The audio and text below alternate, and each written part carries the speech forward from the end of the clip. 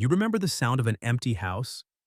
Not silence exactly, but the specific hum of a refrigerator in a kitchen where nobody else was home. The tick of a clock on the wall, the settling of floorboards. If you were born between 1965 and 1980, you know that sound. You came home to it almost every day.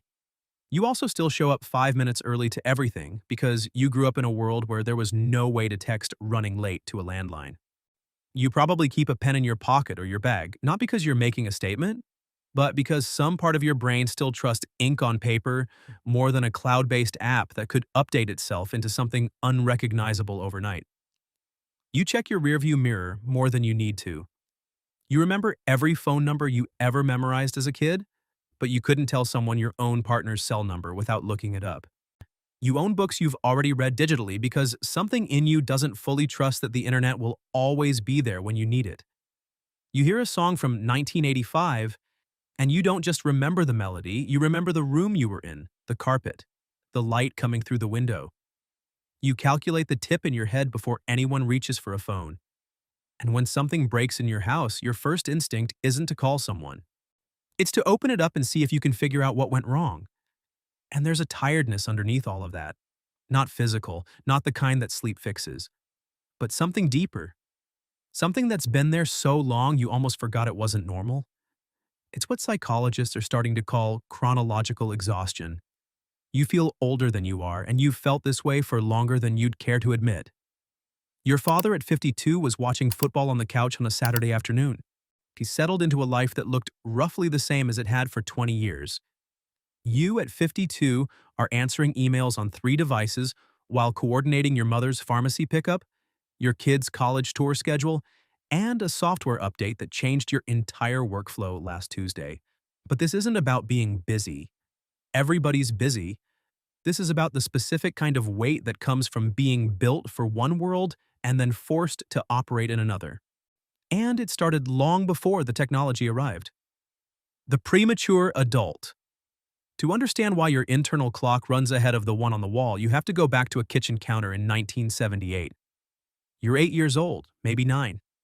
Your mom left a note before she went to work. There's a casserole in the fridge. Make sure your sister does her homework. Lock the door behind you. You read that note and you didn't think anything of it. You just did what it said. You heated up dinner. You checked your sister's spelling words. You locked the deadbolt and watched television until the headlights swept across the living room curtains. You were a child performing the duties of an adult and nobody called it what it was. Psychologists have a word for this: parentification. It's when a child is placed in the role of caregiver, either for their siblings, for a parent, or for the household itself. And research published in the Journal of Family Psychology found that parentified children develop what's called a compressed developmental timeline. Their brains begin processing responsibility, consequence, and emotional labor years before they're designed to. You weren't just a kid who could handle being alone. You were a kid whose nervous system was learning to stay on alert at all times, scanning for problems, anticipating needs, managing a household where the adults were technically in charge but functionally absent. They were at work, or they were dealing with their own unraveling. And so you filled the gap. You became competent because the alternative was chaos. And that competence came at a cost your body is still paying. Your nervous system didn't know the difference between real danger and the low-grade stress of being 9 years old and responsible for someone else's safety. It released cortisol either way. And over time, that steady drip of stress hormones began reshaping the architecture of your brain and your cells.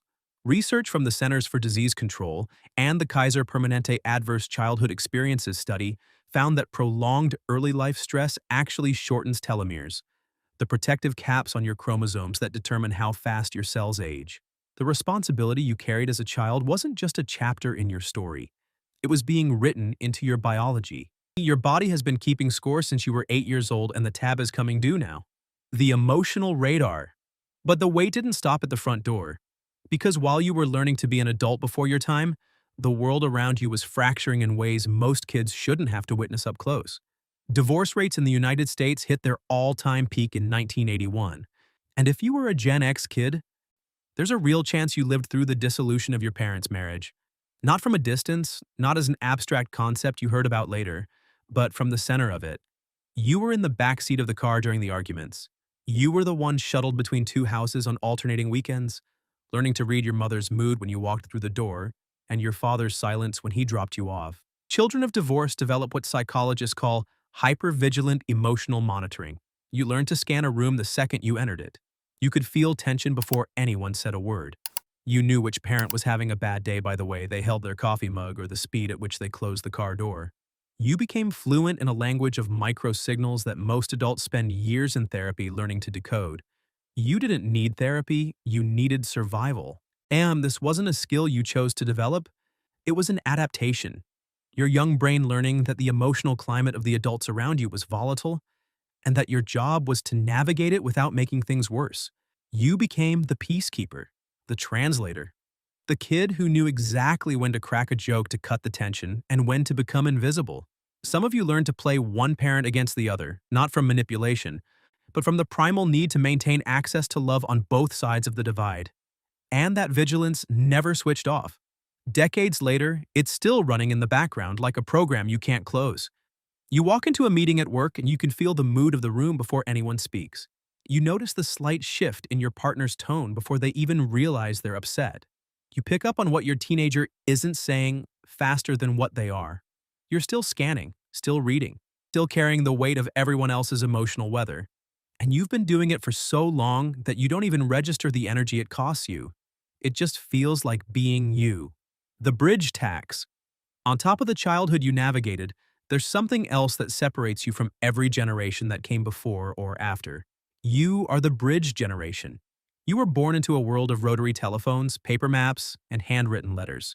You learned to type on actual typewriters in school. You used a card catalog at the library and understood the Dewey Decimal System because your grade depended on it. And then, somewhere in your 20s or early 30s, the entire infrastructure of daily life was replaced.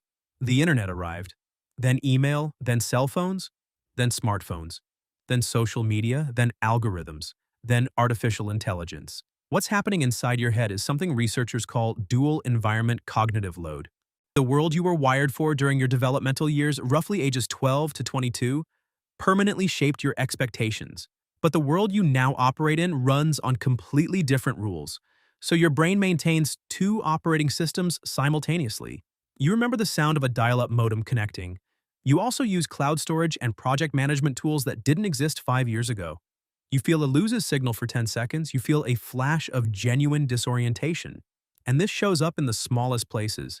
You still save files into meticulously organized folders because you remember when finding something meant physically looking through a cabinet. You grew up taping songs off the radio, finger hovering over the pause button. Now you ask a voice assistant to play something while you cook dinner, and you don't even look up. You feel a split-second urge to photograph a sunset, followed immediately by a wave of fatigue at the thought of sharing it. You're caught between two instincts at all times, and neither one ever fully wins. A study from the American Psychological Association found that adults who experienced rapid technological transitions during midlife reported significantly higher levels of chronic mental fatigue than those who grew up natively in either the analog or digital world. Boomers could opt out. They could retire before the smartphone became mandatory. Millennials were born into the digital world. They don't feel the friction because they have no baseline for silence. But you can't opt out. You build the systems, you manage the teams, you troubleshoot your family's Wi-Fi on a Saturday morning and then crave a weekend in the woods without a screen. But you never feel fully settled in either place.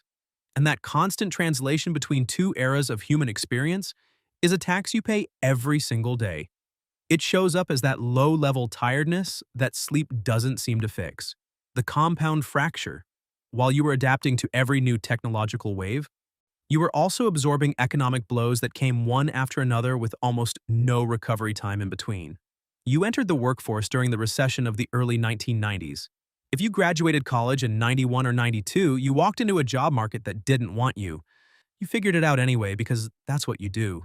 You scraped together entry-level work, built a career during the mid-90s boom, maybe got into tech during the dot-com rush. Then the bubble burst in 2000, retirement savings disappeared.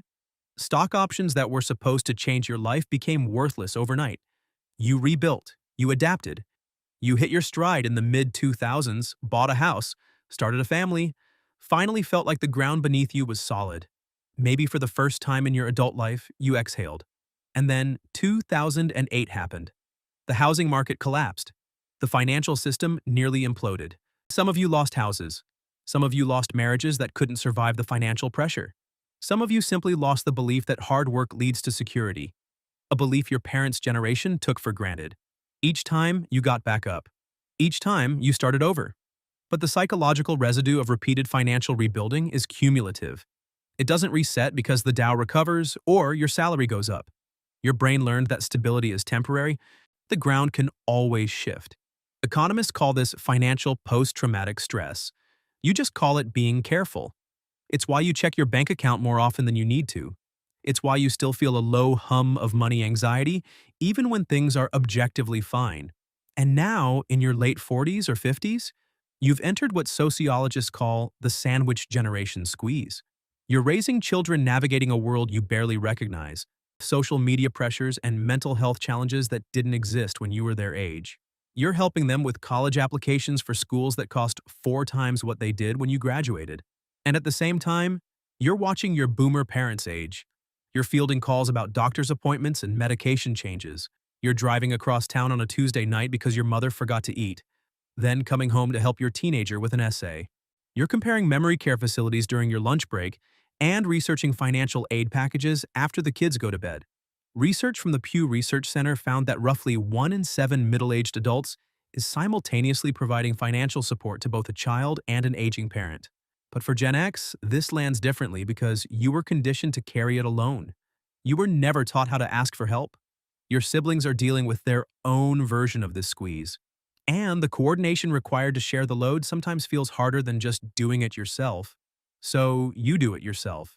Because that's what you've always done. The paradox. This is the core contradiction of the Gen X identity, and it's worth sitting with for a moment. You're the person who raised yourself and then spent your adult life making sure nobody else ever had to. You can troubleshoot anything, from a crashed hard drive to a family crisis, but you haven't taken a sick day in years because the thought of someone covering for you feels like a burden you won't impose. You crave stillness, but you don't trust it.